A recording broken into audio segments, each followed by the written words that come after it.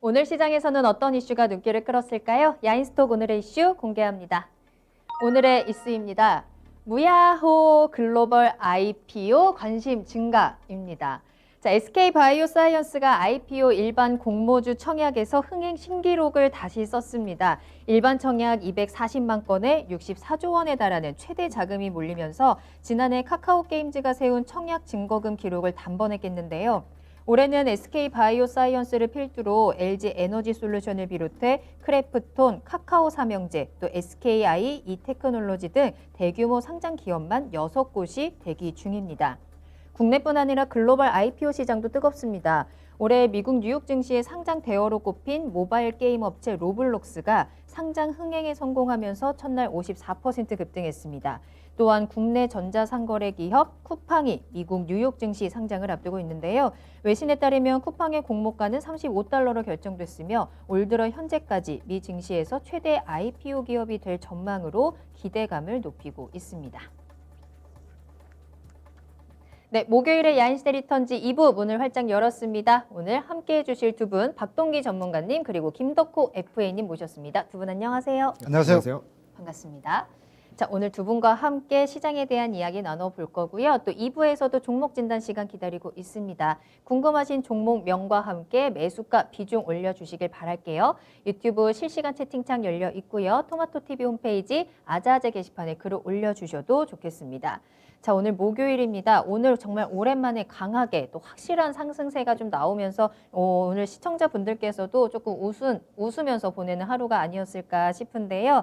자, 돌멩이님 그리고 쫄보님 보이네요. 노자성님이 유채꽃 색깔이다라면서 봄을 불러주셨습니다. 오담노트님께서는 유채꽃 아니고 겨자룩이라고도 말씀을 해주고 계시네요. 서당계 1년차님과 투게더님 보람이 누나 보고 자야지 하셨는데 저 보시고 또 오늘 저희 방송에서 전해드리는 내용들 잘 참고하셔서 수익에도 한번 꼭 도움을 받아보시길 바라겠습니다. 버리앵두님과 마인님 이름까지 보이면서 오늘 시장 이야기 시작해 보도록 할게요.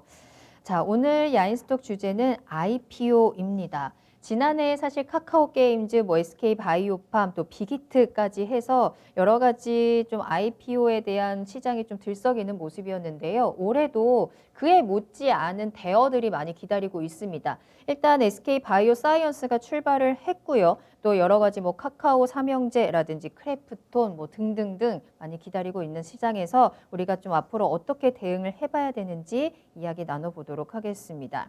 자, 박동기 전문가님. SK바이오사이언스가 이 IPO 시장에서 좀 일단은 화려하게 데뷔를 하게 됐습니다. 출발 스타트를 좀 잘 끊었는데 카카오게임즈의 기록을 돌파했다라고 하더라고요. 앞으로는 좀 어떻게 흘러갈까요? 네. 자, SK바이오사이언스가 생각보다 이게 난리가 났었나 봐요. 우리는 이렇게 사실 이제 상장 종목을 거래를 주로 하다 보니까 네네.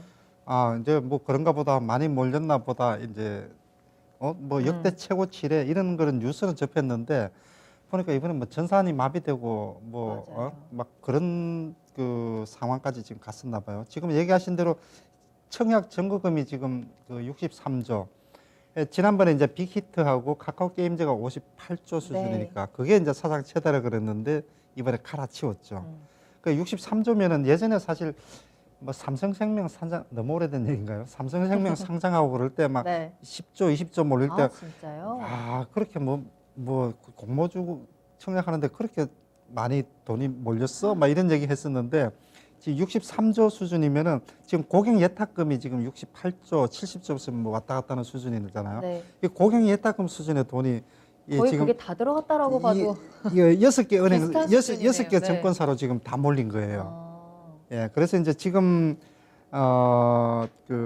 이제 여기 당첨이 안 된 그거는 지금 그 12일 날 내일이 금요일 날 이제 바로 네, 돌려주게 내일 10일. 되고 네. 그래서 이제 상장은 이제 18일 하게 되는데 이번에 SK 바이오사이언스가 이렇게 이제 흥행에 성공한 것은 물론 이제 회사에 대한 기대감도 있지만 이제 제도적인 측면도 좀 많이 그 작용을 했던 것 같아요. 네. 예, 공모주 이제 그 균등 분배 방식 하고 나서 이제 처음으로 이제 진행되는 게 SK 바이오사이언스인데 그래서 지금 이번에 이제 이렇게 전산이 마비될 정도로 이렇게 지금 청약을 많이 했는데 근데 실제로 이제 내용을 보니까요. 1억을 투자를 했을 경우에 1억 청구금을 지금 맡겼어요. 맡겼으면은 이게 최소한 5주, 어떤 데는 보니까 지금 최대로 지금 5주까지로 얘기를 하거든요. 네. 그러면은 지금 균등 배정에서 한 주 받고 비례 배정에서 4주 받고 요 이제 균등 배정 요 부분은 제가 이따가 한 번 더 다시 설명을 드리게 될 테고. 네. 그래 이제 1억 투자하면 5주를 배정을 받게 돼요. 1억 투자하면 5주 정도 배정을 받으면은 이게 지금 공모가가 지금 6만 5천 원입니다. 공모가 6만 5천 원이면은 1억을 투자해서 지금 5주를 이제 계산을 지금 해보니까 네. 공모가 6만 5천 원이고 5주를 받으면은 한 30만 원 조금 넘게 되겠죠, 그죠? 그렇게 해서 1억 투자해서 5주를 받아서 한 30만 원씩 받아서 네. 그러니까 이제 한 주 기준으로 놓고 볼 때 우리가 소위 말하는 따상이라 그래요. 네. 이제 처음 따상이라는 말이 상한가가 더블로 나온다, 2번 상한가 나온다. 근데 실제 처음에는 이제 100% 처음에 동시효과에서는 100%까지 올라가고 그러니까 그 공모가 6만 5천 원이면은 9시 땡 하면은 100%까지 올라가니까 네. 한 번 100% 올라가고 그 다음에 이제 9시부터 해가지고 상한가 상한가 가고. 30%까지. 그래서 이제 동시에 이제 두 번이 상한가가 나오게 되면은 계산을 해보니까 16만 9천 원. 그래서 한 주당 10만 원씩 정도 이익이 나오는 거예요. 네. 1억 투자해가지고 5주를 받으면은 50만 당일날 원. 50만 원 정도. 그래도 큰가요? 5%. 글쎄요, 어떻게 예, 생각하시나요? 그래서 1억 투자해서 어쨌든 당일에 그렇게 50%, 이렇게 지금 50만 원? 한데 이렇게 이제 많은 사람들이 관심을 가지고 투자를 했는데 이제 증권사 6개 증권사에서 받았는데 삼성증권 같은 경우는 삼성증권에서 배정할 수 있는 주식을 총 14만 주를 배정받았어요. 네. 그런데 이제 청약한 건수가 39만 건이 되기 때문에 한 주도 못 받은 건수 계약수가 있어요. 많다는 거예요. 이번에 그래서 균등 배분을 하더라도 너무 폭발적으로 늘어나다 보니까 못 받은 계좌도 많고, 예. 그래서 이제 이렇게 넘는 그 3배 이상이 늘어나게 되니까 추첨해가지고 한 주씩 줬대요. 추첨으로. 어떤 네. 방법이 없으니까. 하여튼 이런 해프닝도 좀 있었던 걸 보여집니다. 아, 그러니까요. 저 어마어마한 기록입니다. 또 여러 가지 좀 혼란도 있는 것 같고요. 또 이 부분에 대해서는 잠시 후에 조금 더 자세히 이야기 나눠볼 거고요. FA님께서는 이 SK 바이오사이언스의 공모 열풍 어떻게 보고 계세요? 일단은 IPO 열풍이 분다라는 게 사실은 어떻게 보면 투기 시장에서 그 집중도가 굉장히 높아졌다라고 말씀드릴 수 있을 것 같고요. 이제 중요한 거는 이제 그간의 SK 바이오사이언스가 이제 사실은 뭐 상장이 된다는 이슈는 이미 이제 많이 나왔었고 이제 문제가 이제 여기서 공모 과정에서의 어떤 문제들이 나오는 것인데 네. 이제 결국 이제 앞서서 이제 박동희 전문가께서 말씀해 주신 것처럼 이제 만약에 상장을 하고 나서 이 공모가대로 상장을 하고 따상까지 나왔다 그러면 거의 수익이 이제 2.6배까지 됩니다. 그러니까 실질적으로 어마어마한 어떤 수익, 매력적인 수익 포인트를 잡아갈 수 있다 보니까 많은 분들이 지금 뭐 빚글 연끌 했던 돈에서 더 끌어서 지금 가져오신 분들이 많으신 것 같아요. 근데 이제 지금 결국 이제 우리가 SK 바이오사이언스에 대해서 결국 이제 그 주가라는 것이 지금 이제 단기적으로 IPO 열풍에서 IPO 때 잠깐 반짝했다가 나오는 것도 굉장히 좋은 어떤 전략이긴 하겠지만은 결국 우리 이제 장기 투자자들 입장에서는 또 불안한 심리가 될 수 있다라는 거죠. 그래서 지금 이제 어떻게 보셔야 되느냐? 네. 일단 지금 SK 바이오사이언스와 직접적인 연관이 있는 종목이 아무래도 SK 케미칼이지 않습니까? 그러다 보니까 지금 SK 케미칼의 주가는 또 어떻게 되느냐 이 부분들을 또 보셔야 됩니다. 사실 뭐 SK 케미칼 지금 가지고 계신 주주분들은 굉장히 마음이 많이 아프실 텐데 결국은 이제 뭐 주가가 지금 계속 하락을 했습니다. 뭐 사실 이제 지난 40만 원대까지는 그래도 어느 정도 지지부진한 움직임을 보이다가 38만 원서부터 쭉 빠져버린 게 아무래도 이제 아스트라제네카 백신과 관련된 부분들이 또 연일 악재로 나오다 보니까 이게 이제 마찬가지로 IPO에 관련된 있는 종목들로 또 시선이 또 다시 돌아가게 되는. 차라리 어차피 주가 떨어질 거면 나는 그냥 공모주를 잡겠다. 이렇게 해서 대거 매도 물량 나오게 되면서 이제 본주에서 이탈을 하게 되는 거죠. 그러니까 이게 지금 가장 우려가 되는 것이 마찬가지로 지금 SK케미칼 꼴 날 수 있는 것이 어떻게 보면 또 LG화학이지 않습니까? 사실 물적 분할이다 보니까요. 네. 그러면 에너지 솔루션 이쪽으로 가는 거랑 비슷하게 SK 바이오사이언스가 지금 어떻게 보면 이 SK 바이오사이언스의 그 모습이 앞으로 LG화학에서의 그 모습으로 오마주가 될 수 있어요. 그러니까 그 부분들을 좀 보신다면은 지금 SK 바이오사이언스 성급하게 지금 막 들어가는 것도 좋지만 앞으로 이후에 이 종목을 보유하고자 하시는 분들께 좀 말씀드린다면은 이제 상장일 자체 이후부터 이제 본격적으로 얘기가 나오는 게 많습니다. 18일 날 상장인데요. 네. 16일에는 이제 미국에서 소매 판매 지수가 나옵니다. 지금 미국에서 마찬가지로 물가 부분들 CPI 지수가 지금 바로 어제 발표가 됐었는데 예상 범위 내라는 이유로 국채 수익률이 하회를 했어요. 만약에 소매 판매 지수, 소비자 물가 지수가 예상보다 훨씬 높게 올라왔다. 그렇게 되면은 물가 더 빨리 올라갈 수도 있으니까 지금 어떻게 보면은 국채 금리가 더 빨리 들썩일 수도 있었겠죠. 그러니까 이런 부분들을 좀 본다면은 지금 우리가 시장 자체 회복에 기대를 하면서 나오기 때문에 네. SK 바이오사이언스가 어떻게 보면은 등판을 하기에는 좋은 시기가 점점 다가오고 있다. 그래서 과거의 시장의 악재를 조금 딛고 어떻게 보면 또 폭발적인 모멘텀으로 이슈가 나오지 않을까라는 기대감이 있는데요. 네. 마찬가지로 앞서서 이제 SK케미칼 때 부분을 좀 짚어서 말씀드렸습니다만 결국은 이제 아스트라제네카에 대한 어떤 그 부담이 또 있습니다. 오늘 이제 마찬가지 질병관리청에서 접종 대상자 확대를 하겠다라고 지금 발표를 했죠.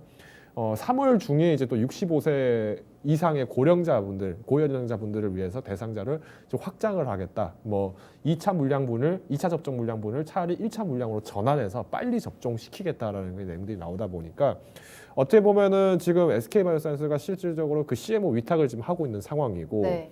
여기에 이제 마찬가지로 안정성 문제가 발생을 하게 된다. 그러면 IPO 이후에 주가 반락이 나오기 때문에 단기적인 조정은 항상 대비를 하시면서 장중 매매를 또 보셔야 된다. 그래서 IPO주들을 공략하실 때 특히 처음 진입을 하시는 주린이 분들 같은 경우에는 네. 이 부분들을 유의하시면서 체력을 가지고 접근하신다고 강조드리겠습니다. 또 앞으로 기다리고 있는 IPO가 굉장히 많기 때문에 그에 대한 대응 전략들 좀 잘 적어 두시고 그에 대해서 대응을 해보셔도 좋을 것 같습니다.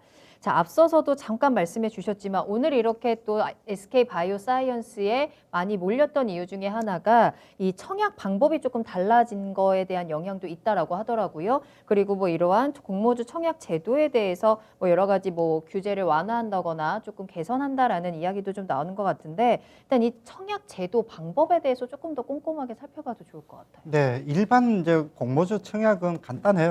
그 증권회사 찾아가서 계좌 개설을 하나 하고 HTS를 통해서 청약 점거금만 얼마 넣고 거기서 이제 신청하기 뭐 이렇게 누르면은 됩니다. 네. 그거는 이제 굉장히 청약하는 거 간단하죠. 간단한 그 하는 거는 간단해요. 증권회사 계좌만 있고 돈만 있으면은 누구나 이제 청약을 할 수가 있게 돼 있어요.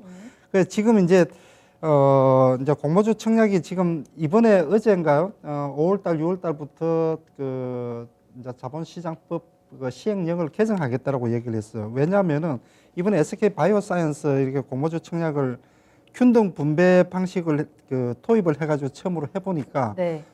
너무 사람들이 많이 몰리니까 또 편법이 또 막 난무하더라는 거죠. 자, 이게 시나리오가 지금 어떻게 되냐면은 지난번에 지금 SK 바이오팜, 빅히터 이런 종목들이 워낙 크게 사람들로부터 관심을 갖다 보니까 이게 돈 있는 사람들만 돈을 버는 거예요. 무슨 얘기냐면은 내가 1,000만 원 가지고 증거금을 넣으니까 나한테 한 주가 돌아올까 말까 해요. 근데 돈 많은 많이 사람들은 넣어야 돼요. 30억, 50억을 넣으면은 200주, 300주씩을 받는 거예요. 그렇죠. 이게 무슨 불공평한 돈 많은 사람의 유리한 제도 아니냐 해가지고 도입을 한 게 균등 배분 방식을 도입을 했어요. 이 균등 배분 방식이라는 거는 돈 많은 사람에게 무조건 가는 것이 아니라 개인 투자자에게 할증된 물량, 예전에는 20%였는데 그것도 10% 늘려가지고 30%로 늘려놨어요. 이 30%를 가지고 반으로 쪼갰어요. 15%씩 15%씩 해가지고 이 15% 정도는 청약 증거금, 최소 청약 증거금 이거 기준으로 놓고 본다 그러면은 SK 바이오스 기준으로 본다 그러면 한 30만 원만 넣으면 한 주를 받을 수가 있어요. 근데 사람이 너무 많아가지고 결국 추첨으로 그렇죠, 이번에 결국에는. 뭐 돌아간 거가 되지만은 네. 그래서 절반은 무조건 최소 증거금 넣으면은 한 주는 주겠다. 그러니까 누구나 다 일단은 가져갈 수는 있게. 누구나 그렇죠. 가져는 갈 수가 있게. 근데 그것마저도 워낙에 그냥 많은 또 부작용이 예, 생겼죠. 부작용이 생각지 생겨버렸죠. 못한, 네. 그래서 나머지 절반 같은 경우는 그냥 예전 방식대로 금액 비율대로 배분해주는. 그러니까 균등 분배 방식이 절반을 가지고 최소 증거금을 가지고 누구에게나 한 주씩이라도 주겠다라는 이제 그거 도입을 했는데 이렇게 하다 보니까 계좌 쪼개기가 나타나는 거예요. 어떤 가족들은 친척, 뭐 아들, 딸 동원해가지고 15개, 뭐 10개 이상 계좌를 만들어서 정거사마다 막 분산해가지고 해서 이렇게 지금 돼버리니까 청약 건수가 지금 너무 많이 또 늘어나는 부작용이 또, 맞아요. 예, 지금 또 생기는 거예요. 네. 그래서 이거를 또 이제 또 잡기 위해서 계좌 쪼개기 편법 중복 청약을 막겠다라고 이번에 또 다시 또 시행 법령을 정부에서는 법령으로 가지고 계속 따라가는 거예요. 따라가면 또 다른 편법이 생기고 지금 이렇게 지금 굉장히 혼란스러운 지금 네. 그 공모주가 그만큼 인기가 있기 때문에 이런 지금 혼란스러운 지금 상황이죠. 그래서 이제 관련 법규 바꾸고 그래서 이제 쪼개기 이걸 중복 청약을 막겠다라고 하는 게 아직 이제 시스템도 안 만들어져 있어요. 이걸 지금부터 만들어서 다음 뭐 5월인가 6월 달부터 적용을 하겠다라고 얘기를 하는데 뭐 실제로 시스템이 만들어져야 이게 검증이 돼야 삼성증권에서 청약하고 대신증권에서 청약하고 이걸 한눈에 정권금융에서 그 검사 확인을 할수 있어야 확인을 되는 해야 거니까. 되는데 네. 아직 시스템이 지금 아직 만들어지지 않았다라는 거죠. 그래서 요게 이제 만들어지고 되면은 조금 이제 중복 청약도 안 되고 조금 이렇게 처음에 그 정부에서 의도했던 균등 배분 방식 이런 것들도 일단 청약 건수가 줄여야 되니까 그 한 사람이 실제로 지금 뭐 15개 이상씩 막 계좌를 이렇게 한다 그러니까 네. 앞으로 좀 안정이 되려 그러면 하반기가 좀 돼야 되지 않을까 생각이 됩니다. 그러니까 이게 만약에 확실하게 좀 시스템이 구축이 된다면 이 이후에 기다리고 있는 특히나 하반기에 기다리고 있는 IPO 공모주에게는 조금 영향이 갈 수도 있지 않을까라는 생각도 드는데 이러한 청약 규제에 대해서 좀 어떻게 보고 계세요? 일단 지금 이제 차이니즈 월이라는 표현을 지금 하고 있는데 네네. 아마 이 부분들 좀 뭐 어떤 말이냐 차이니즈 월 이게 무슨 뜻이냐 이렇게 하시는 분들 좀 많을 것 같아서 쉽게 말씀드리겠습니다. 만리장성 있죠? 네. 만리장성을 얘기하는 게 차이니즈 월입니다. 근데 그 벽 안에 있는 사람들은 말 그대로 농경을 짓고 농사를 짓는 말 그대로 이제 그 당시 한족들이 이제 살고 있다 그렇게 보시면 될 것 같고 울타리 밖에는 너희 오랑캐잖아 너희 밖에 가서 유목이나 하고 다녀 이렇게 해서 분간을 해놓은 겁니다. 그래서 서로 간섭을 못하게 하겠다가 바로 이 차이니즈 월의 그 규제라고 보시면 되는데 네. 결국은 우리가 아웃사이더에서 일을 하는 것과 인사이드에서 일하는 것이 서로가 교류가 일어나면서 상충이 되지 못하게 하겠다는 그 규제입니다. 그래서 이제 이것을 증권사들, 뭐 금융사들뿐만 해서 서로가 다 규제를 하게 놓은 거죠. 그래서 이번에 중복 청약이 나올 수 있었던 원인 중 한 가지도 얘가 어느 증권사에서 만드는지를 알지 못하게 놓으니까 그러니까 결국에는 한 명이 내 걸 들고 가서 이곳저곳에 다 계좌를 만드는 겁니다. 계좌 다 만들어 가지고 어디가 고객이 적은가 어디가 예탁금이 적은가 이거를 보고 가서 거기를 집중적으로 공격을 하니까 청약 경쟁률이 또 나눠진 겁니다. 요번에 보니까 지금 이제 첫날 이제 지금 마찬가지 배정 물량 대비해서 경쟁률이 나왔는데 네. 삼성증권이 443대 1이래요. 443대 1. 근데 지금 뭐 SK증권 같은 게 상대적으로 고객이 적거든요. 그러면 이런 여기는 225대 1이에요. 그러니까 거의 절반이네. 거의 절반이죠. 그러니까 여기가 좀 사이즈 작네. 여기 가서 이렇게 해버린 거예요. 그러니까 이제 이게 어떻게 보면은 투자자들이 지금 손실을 보는 게 어떤 게 손실이냐. 금융사는 금융사 고객들을 유치하는 데 있어서 한쪽 자기 본디 증권사에다가 예탁금이 많이 들어가지 어떻게 보면 유리할 수 있는 건데 이것도 안 됐었고 고객들은 일반 투자자들 같은 경우에는 내가 청약을 하고 싶은데 갑자기 밖에서 많은 사람들이 들어와가지고 정작 거기서 원래 거래를 하시던 분들은 청약 못하게 되고 이런 어떤 아이러니 나타났다는 거죠. 여기에 이제 앞서서 이제 또 박동희 전문가님께서 말씀해 주신 게 여러 사람들이 막 친척, 가족, 막 배우자 이런 것들 다 끌고 와가지고 지금 청약을 넣은 거예요.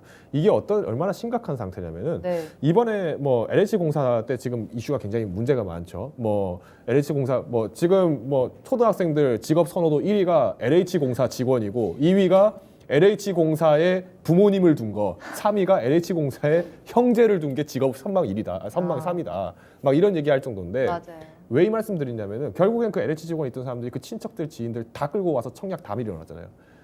이게 똑같은 게 지금 증시바닥에서 나오고 있는 겁니다.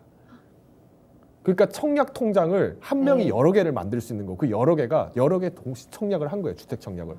말이 안 되는 상황이 된 거죠. 그러니까 이제 지금 이거는 폐해다. 그렇기 때문에 지금 고쳐야 된다라고 해가지고 올해부터 다시 재정비를 하고 있는 거예요. 그러면 이제 다시 일반 투자자에게도 마찬가지로 동등하게 기회가 나오게 되면서 여기에 이제 마찬가지로 계좌 분신술 막 여러 개로 나눠지는 이런 것들을 차단할 수 있지 않겠느냐라는 이슈가 나오는 거죠. 그래서 아무래도 이런 편법에 대한 부분들을 좀 좁히는 것이 굉장히 긍정적이고 또 시장 공정성을 강화하는 것은 좋습니다. 하지만 네.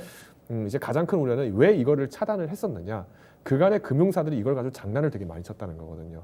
고객 계좌 정보라든가 이런 것들의 그 침해 부분들을 막기 위해서 했던 건데 이제 이 부분들이 지금 현재 공인인증서도 지금 폐지가 된 상태고 이제 각계 이제 금융사들에서 있기 때문에 이거를 내부 규제로 만들어 버리겠다라고 하는 거기 때문에 아마 여기서 조금 더 좀 이슈가 나올 수 있지 않을까. 그래서 조금 조심스럽게 대응하는 면도 있다라는 부분 말씀드리겠습니다. 자, 이렇게 정부에서도 나서서 규제에 대한 부분 카드를 꺼내들 정도로 현재 이 IPO 시장에 대한 관심이 굉장히 뜨거운 상태입니다. 자, 그런데 국내뿐만 아니라 해외에서도 이러한 열풍이 좀 같이 불고 있는 것 같아요. 이제 어제 뉴욕 증시에서 로블록스가 이제 상장을 하는데 하루 만에 54%가 급등했다라는 소식도 들렸거든요. 이 로블록스가 게임 업체잖아요. 이 로블록스는 왜 이렇게까지 흥행을 할 수 있었던 건가요? 이거 게임 업체인데요. 일단은 지금 최근에 이 단어 굉장히 많이 보셨을 겁니다. 그 메타버스라고 하는 네네. 뭐 우리가 이제 가상 현실에서 이제 또 다른 나만의 캐릭터로 살아간다라는 부분들이 또 나오다 보니까 여기에 이제 관련 업체가 또 플랫폼을 갖고 있는 회사가 바로 이 로블록스입니다. 이 회사가 어떤 거냐면 쉽게 말씀드릴게요. 우리 그 어렸을 때 막 레고 블럭으로 막 인형 소꿉놀이하고 인형놀이 하잖아요. 네. 그거를 컴퓨터로 하고 이렇게 가상기기로 한다고 보시면 됩니다. 근데 이 안에 이 로봇들이 실제로 그 안에서 로봇을 가지고 놀아요. 그러니까 그 블록을 가지고 블록이 블록을 가지고 그 블록이 블록을 가지고 놀게 만들어놨어요. 그러니까 세계 안에 또 다른 세계가 만들어진 게 메타버스인데 네. 이 시장이 왜 중요하냐면 앞으로 AR과 VR 시장을 결국을 장악하는 게 이 메타버스 시장입니다. 그래서 증강현실이라는 것이 실제로 이루어지고 있는 것이 어디냐? 게임 시장이라는 거죠. 실제로 우리가 VR 기기가 처음 만들어지고 나서 가장 활성화된 업종이 두 가지가 있습니다. 뭐냐? 첫 번째는 성인 음란물 이쪽이고 그 다음에 두 번째 게임 시장이에요. 이 다음에 업무 서비스고 막 이게 지금 뒤따라오고 있는 거예요. 그러니까 지금 당장의 수요가 빨리 만들어졌고 시장 객착돼 있는 곳이 먼저 얘가 주가 올라가면서 그게 어떻게 보면은 로블록스라든가 아니면 그래픽 가상현실 관련 기반인 엔비디아 아니면 유니티 이런 업체들이 주가가 지금 최근에 계속 올라가고 있는 겁니다. 그래서 결국은 이제 우리가 지금 현재 있는 시장을 누가 먼저 장악을 하고 있었느냐. 그렇기 때문에 로블록스가 지금은 이미 초등학생들을 대상으로 굉장히 많이 가리고 있어요. 뭐 국내에서 비슷한 게임이라고 하면 아마 마인크래프트라는 게임 혹시 아시면 모르겠습니다. 마인크래프트라는 게임 혹시 아시면은 그 게임 그게 로블록스랑 똑같다고 보시면 돼요. 네. 그래서 세계 안에서 세계를 만드는 부분들이 굉장히 많다 보니까 아무래도 이제 이런 어떤 이슈가 나오지 않을까. 근데 로블록스 같은 경우에 작년 12월에 상장을 하려고 했었어요. 근데 지금 시간을 미뤘죠. 3달 동안. 왜 미뤘느냐? 그때는 광풍이 너무 불었다. 그래서 지금 들어갔다가는 이 증시가 꺼질 때 대비해서 그때는 IPO 열풍 다 꺼지고 주가 박살난다. 이거를 알고 있기 때문에 그걸 연기를 한 거예요. 그래서 이번에 지금 나온 거예요. 타이밍을 노린 거구나. 그렇죠. 근데 로블록스 같은 경우는 지금 연기를 시킨 상황인데 네. SK바이오사이언스 같은 경우에는 타이밍이 좋았죠. 지금 이제 준비를 하고 있는 시점이니까. 그러니까 어느 정도 지금 안정화가 됐을 때 그 기대감이 받으면 빠르게 올라갈 수 있다는 걸 알다 보니까 많은 분들이 공모청량을 하지 않았느냐. 그래서 지금의 시장은 조금 더 신중해야 되는 시장임에도 불구하고 네. 투자자분들 입장에서 사실 급한 마음에 또 폭주 기관차처럼 이렇게 영끌 비끌을 또 하고 있지 않느냐라는 부분 말씀드리겠습니다. 자, 이 로블록스도 로블록스지만 이제 또 기다리고 있는 상장이 있죠. 쿠팡입니다. 자, 이제 뉴욕 증시에 상장을 하게 되고 이제 공모가도 생각보다 좀 높게 책정이 되면서 기업 가치도 점점 더 올라가고 있다. 여러 가지 기대감들 계속해서 불어오고 있는 것 같아요. 이 쿠팡 상장에 대해서는 우리가 좀 어떻게 해석을 해야 되는지 기대감을 가져야 되는 걸까요? 아니면 지금은 그냥 왜냐하면 서학개미 분들에게는 또 굉장히 이슈일 수도 있거든요. 그렇죠. 이슈가 되는 거죠. 음. 그래서 이제 그 쿠팡이 상장에 이제 성공을 했고 우리 시간으로 오늘 새벽 오늘, 1시 네. 정도 미국 같은 경우는 우리는 9시부터 바로 신규 상장 종목도 거래가 되지만은 미국 같은 경우는 한 2시간 후에 거래가 된다 그래요. 장이 열리고 나서. 그래서 한 새벽 1시 정도부터 이제 상장이 거래가 이제 되는 걸로 보여지는데 네. 미국 입장에서도 보면은 2014년도에 이제 알리바바가 상장한 이후에 최대 규모 외국 기업이 상장하는 케이스가 되기 때문에 나름대로 이제 미국 쪽에서도 좀 이제 관심을 끌고 있는 그런 게 되겠죠. 그래서 공모가가 지금 35달러로 이제 결정이 되었는데 지금 얘기하신 것처럼 이제 시가총액 기준으로 보면은 72조. 이걸 지금 우리나라에 갖다 놓고 보니까 시가총액 그 3위에 해당이 돼요. 삼성전자가 계략적으로 500조, 2등이 하이닉스가 100조. 갖다 놓으면은 3등이 지금 그 쿠팡이 되는 거죠. 72조면은. 어마어마한 규모예요. 그 밑으로 이제 LG화학 60조, 뭐 네이버 60조 이렇게 돼 있는데 어마어마하게 크다고 봐야 되겠죠. 이게 이제 그래서 이제 쿠팡 같은 경우가 좀 뭐 다른 것보다도 이제 상장했으니까 다른 것보다도 정말 이 김범석 지금은 이사회 의장인가 그런 것 같더라고요. 정말 사람이 참 정말 머리가 좋은 사람이구나라는 생각을 드는 게 이게 이제 1년 만에, 저기 10년 만에 이렇게 회사를 키웠거든요. 정확하게 2010년에 회사를 설립을 자본금 30억 원 가지고 10년 만에 30억 원을 10년 만에 72조를 만들었으니까 뭐 단순 계산으로 보면 24,000배를 이렇게 키웠다라고 지금 얘기를 하고 있는데 네. 처음에는 조그마한 회사를 이제 출발을 해서 글쎄요, 이렇게 10년 만에 이렇게 탄탄한 기업으로 이렇게 키운다라는 것 자체가 쉽지가 않죠. 처음에는 아마존을 모델로 했다 그러는데 그렇죠. 아마존을 이제는 뛰어넘었다 그러죠. 맞아요. 빅데이터를 가지고 2014년 정도부터는 우리가 흔히 알고 있는 쿠팡 화면을 로켓 배송 그 시스템을 만들어낸 게 이제 그 빅데이터 시스템을 이제 활용을 해서 뭐 해놨다 이렇게 얘기를 하는데 어쨌든 국내도 그렇고 해외 쪽에서도 그렇고 많이 주목을 받고 있는 회사인 것만은 분명하다 쿠팡. 그래서 앞으로 이제 상장을 이제 시작을 했으니까 공모가 대비 아까 뭐죠? 로블록스 같은 게 상장 첫날 한 50% 네, 올랐거든요. 54% 올랐다. 못해도 한 30에서 50% 정도는 오르지 않을까라는 쿠팡도 뭐 대략적으로 그냥 한번 예상을 맞거나 말거나 네. 예, 한번 해보는 거죠. 네. 그래요? FA님은 어떻게 보세요? 쿠팡 상장도 같이 흥행을 좀 할 수 있을까요? 일단 지금 이제 원화 기준으로 지금 72조까지 지금 상승을 했던 것 같습니다. 네. 근데 이제 시총 부분들이 지금 조금 난해합니다. 그러니까 지금 SEC, 그러니까 미국 증권거래위원회에서 마찬가지로 수정 보고서를 냈을 때 공모 가격이 이제 30달러에서 34달러까지 이렇게 지금 상향을 했었죠. 근데 이제 이때 당시 이제 시총 평가를 510억 불 정도로 지금 했었습니다. 근데 오늘 제가 오늘 34달러로 결정되기 전에 34달러 때 이제 기준으로 했을 때 그 시가총액이 580억 불이었습니다. 네. 그러니까 그만큼 지금 70억 불에 대한 그 갭차가 지금 이미 나타난 상태였고 오늘 이제 35달러 공모가가 확정이 되면서 여기 이제 72조까지 몸값이 늘어났는데 그러면 지금 580억 대 그때 시총이 계산을 해보니까 한 660조 정도 됐었고 지금 72조입니다. 그러면 지금 하루 만에 지금 6조가 뛰었어요. 얘네가 지금 마찬가지로 이전 시총 대비해서 실질적인 평가를 들어가고 여기에 이제 IPO 이전에 있었던 그 쿠팡 자체의 악재들, 뭐 예를 들면 와우맘 사태, 그리고 뭐 배송기사, 관리직 직원 사망 사건 이런 것들이 계속 보도가 되고 이렇게 되면은 미국 입장에서도 당연히 이런 회사는 조금 투자하는 것이 바람직하진 않습니다라는 의견을 낼 수밖에 없어요. 왜? 미국 현지에서는 마찬가지 이 복지 부분들 굉장히 지금 강조하면서 네. 어떤 이제 노동시간과 이런 거 근로기각 이런 걸 굉장히 타이트하게 지켜라고 압박을 넣고 있는 상황인데 쟤네는 일단 상장만 했으니까 모르겠다 이렇게 할 그런 상황도 아니거니와 공매도 세력이 굉장히 많습니다. 미국은 공매도 전문 세력이 따로 있어요. 전문 집단이 따로 있어요. 그래서 공매도만 위한 연구 논문을 발표하거나 이렇게 하는 경우도 있습니다. 그러니까 이런 부분 봤을 때는 상장했을 때 그 폭발적인 상승도 충분히 좋겠지만은 지금 현 상태에서 쿠팡이 어떤 이제 업무 환경 시스템에 이런 걸 개선을 한다든지 아니면 CS 관리 부분들을 조금 더 탄력 있게 만들지 못한다면은 주가 하락도 될 수 있다는 점. 그래서 지금 오늘 이제 마찬가지로 쿠팡 관련주들 급등했던 종목들 단기적으로 지금 익절가 내지는 손절가를 굉장히 타이트하게 잡고 가셔야 된다는 부분을 좀 말씀드리겠습니다. 그러니까요. 그럼 우리 시장에서는 이제 쿠팡 관련주로 묶여가지고 처음에 이 상장한다라는 소식 나왔을 때부터 계속 이제 들썩들썩하고 있는 상황이잖아요. 우리 이제 상장을 한다라고 했을 때 이제 우리 앞으로 쿠팡 관련주들은 좀 어떤 시각으로 접근을 해야 되는 걸까요? 기본적으로 쿠팡 관련주들이 이제 꽤 많았죠. 들썩들썩했고 하여튼 뭐 급등도 많이 지금 된 상태예요.